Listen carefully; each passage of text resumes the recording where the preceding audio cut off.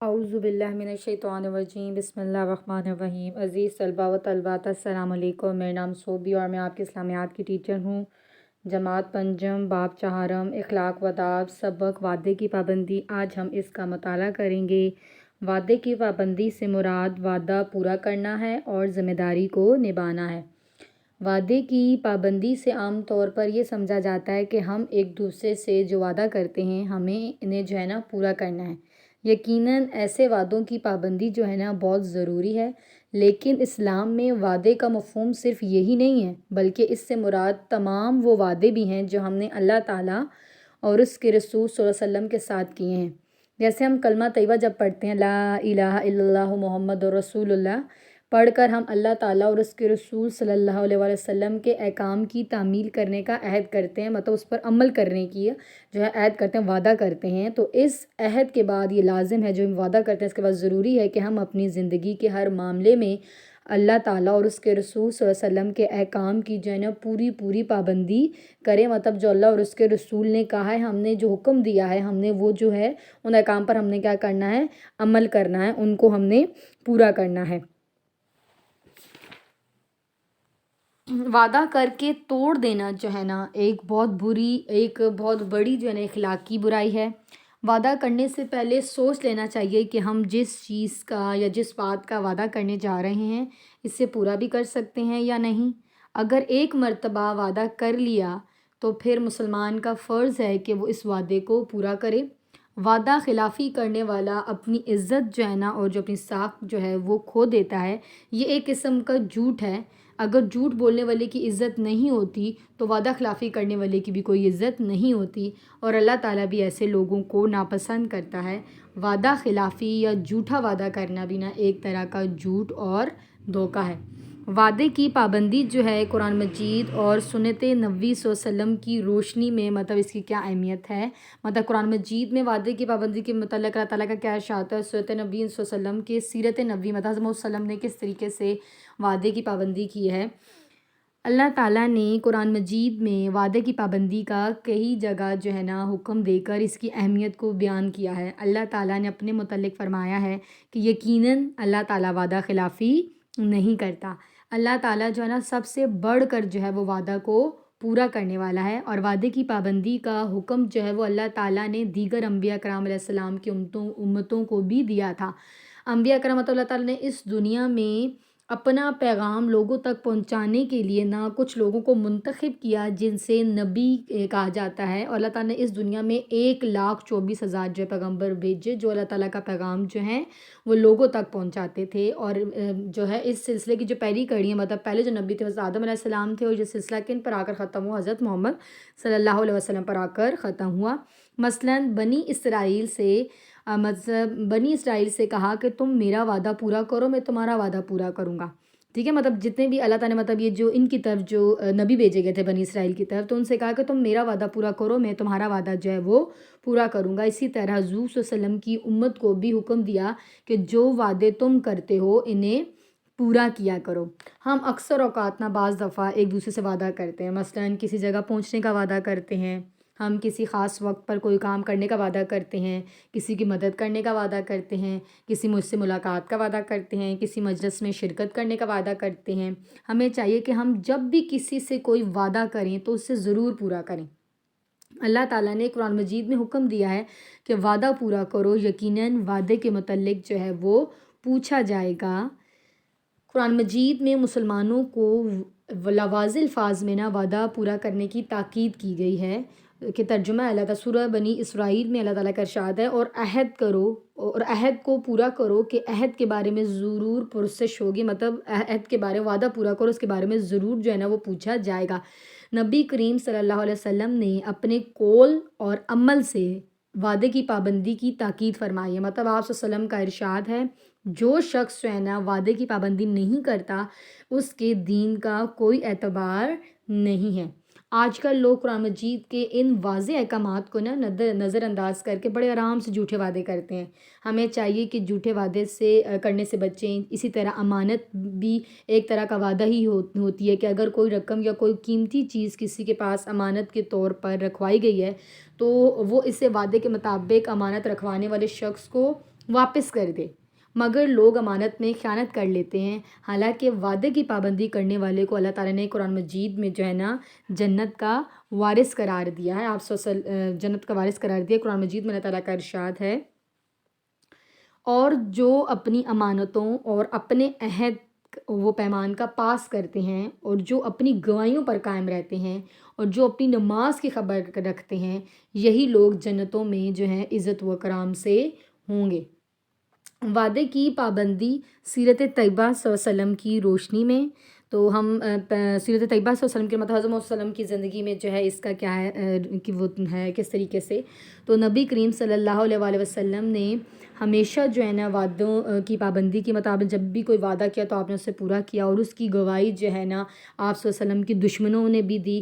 مکہ میں نا نبی کریم صلی اللہ علیہ وسلم کے مخالفین بھی جو ہے نا، مکہ میں جب مسلمان رہتے تھے تو مسلمانوں کے ساتھ کافر بھی رہتے تھے، وہ مخالف تھے، مطلب آپ کے مخالفین بھی تھے، وہ آپ صلی اللہ علیہ وسلم آپ پر ایمان نہیں لاتے تھے، لیکن اس کے باوجود بھی جو ہے نا وہ آپ صلی اللہ علیہ وسلم کی سچائی، امانت داری اور وعدے کی پابندی کا جو ہے نا اعتراف کرتے تھے۔ حتیٰ کہ ابو جہل جیسا دشمن بھی جو ہے نا وہ یہ کہتا تھا کہ بے شک محمد صلی اللہ علیہ وسلم جو ہے نا وہ ہمیشہ سچ بولتے ہیں اور کبھی کوئی غلط بیانی جو ہے وہ نہیں کرتے۔ حضرت محمد صلی اللہ علیہ وسلم جو ہے تجارت اور لین دین کے معاملات میں بھی وعدوں کی پابندی کیا کرتے تھے۔ کیسر روم کے دربار میں ابو سفیان جب جو بادشاہ تھا، کیسر روم کا جو بادشاہ تھا کیسر، اس کے دربار میں ابو سفیان سے نا نبی کریم صلی اللہ علیہ وسلم کے بارے میں متعدد سوالات کیے گئے، بہت سے سوالات کیے گئے۔ تو ان میں سے ایک سوال یہ بھی تھا کہ آپ صلی اللہ علیہ وسلم وعدہ پورا کرتے ہیں؟ تو اس کے جواب میں ابو سفیان نے کہا کہ آپ صلی اللہ علیہ وسلم نے کبھی جو ہے نا وہ وعدہ خلافی نہیں کی، مطلب آپ صلی اللہ علیہ وسلم نے کبھی بھی جو ہے وہ وعدے کو نہیں توڑا۔ ہجرت مدینہ کے بعد مطلب جب مسلمان مکہ سے جو ہے نا مدینہ ہجرت کر کے گئے تھے، تو ہجرت مدینہ کے بعد حضور صلی اللہ علیہ وسلم نے مدینہ منورہ میں امن کی خاطر یہودیوں اور دیگر قبائل سے ایک معاہدہ کیا جو تاریخ میں میثاق مدینہ کے نام سے مشہور ہے۔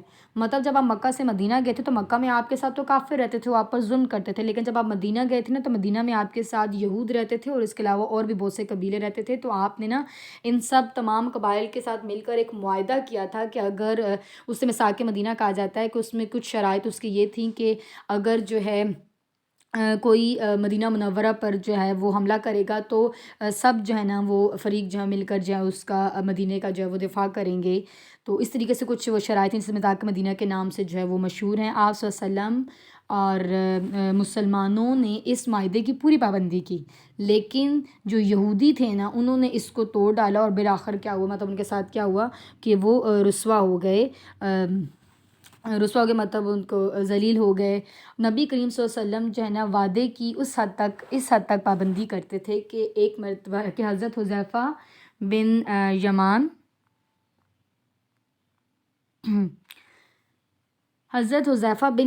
رضی اللہ تعالیٰ عنہ سے روایت ہے وہ روایت کرتے ہیں کہ مجھے نا جنگ بدر میں حاضر ہونے سے کسی بات نے نہیں روکا تھا سوائے اس کے کہ میں اور میرا باپ جو ہے نا حسین رضی اللہ عنہ باہر نکلے ہوئے تھے۔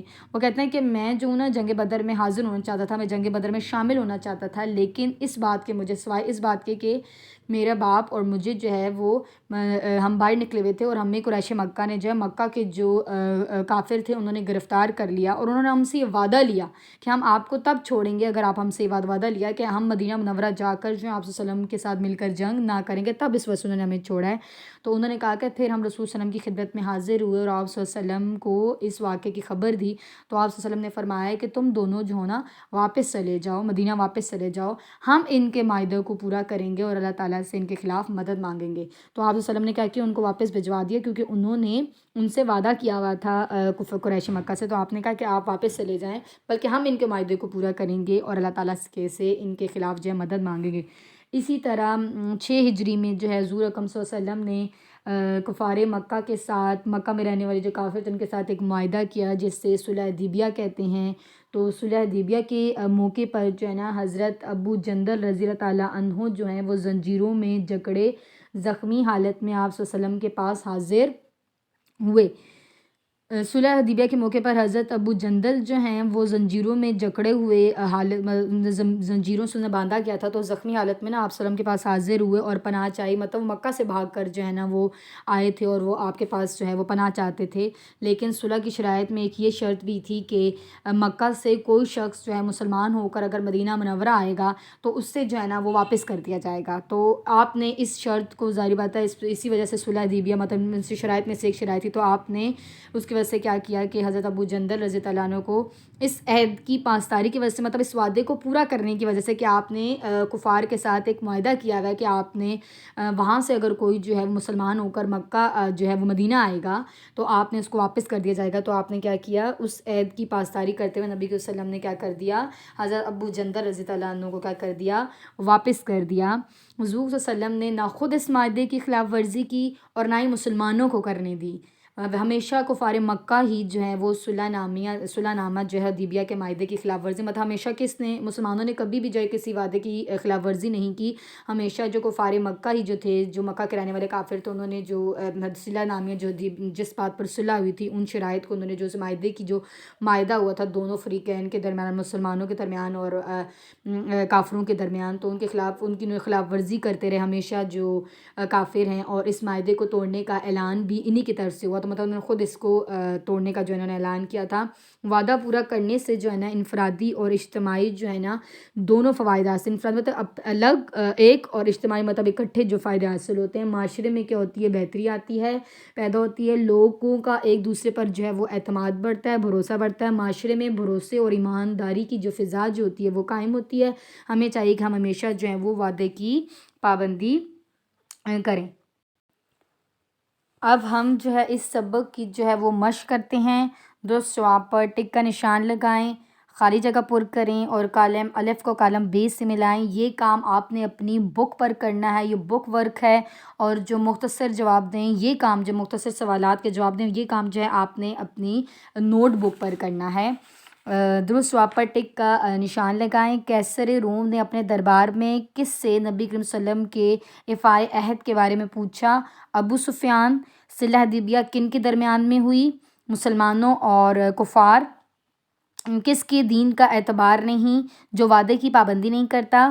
معاہدہ صلح حدیبیہ کس سن ہجری میں ہوا؟ 6 ہجری میں ہوا۔ خالی جگہ پر کریں۔ اللہ تعالیٰ سب سے بڑھ کر ڈیش پورا کرنے والا ہے، وعدہ پورا کرنے والا ہے۔ تم میرا وعدہ پورا کرو، میں تمہارا وعدہ پورا کروں گا۔ جو شخص عہد کی پابندی نہیں کرتا اس کے دین کا کوئی اعتبار نہیں۔ ابو سفیان نے کہا کہ آپ صلی اللہ علیہ وسلم نے کبھی وعدہ خلافی نہیں کی۔ کالم الف کو کالم ب سے ملائیں۔ ہم اللہ تعالیٰ اور اس کے رسول صلی اللہ علیہ وآلہ وسلم کے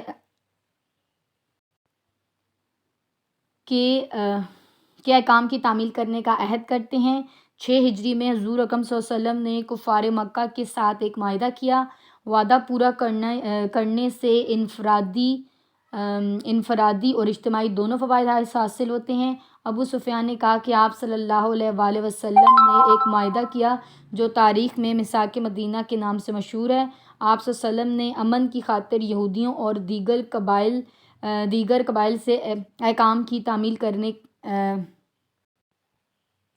ہم یہ تھرڈ پوائنٹ جو فورتھ پوائنٹ دوبارہ دیکھتے ہیں کہ ابو سفیان نے کہا کہ آپ صلی اللہ علیہ وآلہ وسلم نے کبھی جو وعدہ خلافی نہیں کی۔ پانچواں ہے کہ آپ صلی اللہ علیہ وسلم نے امن کی خاطر یہودیوں اور دیگر قبائل سے ایک معاہدہ کیا جو تاریخ میں میثاق مدینہ کے نام سے جو ہے وہ مشہور ہے۔ اب ہم مختصر سوالات کے جوابات کرتے ہیں۔ وعدے کی پابندی کا مفہوم بیان کریں، یہ کام آپ نے اپنی کاپی پہ کرنا ہے، نوٹ بک پہ کرنا ہے۔ وعدے کی پابندی سے مراد جو ہے وعدہ پورا کرنا اور ذمہ داری کو نبھانا ہے۔ وعدے کی پابندی سے عام طور پر یہ سمجھا جاتا ہے کہ ہم ایک دوسرے سے جو وعدہ کرتے ہیں ہمیں انہیں پورا کرنا چاہیے۔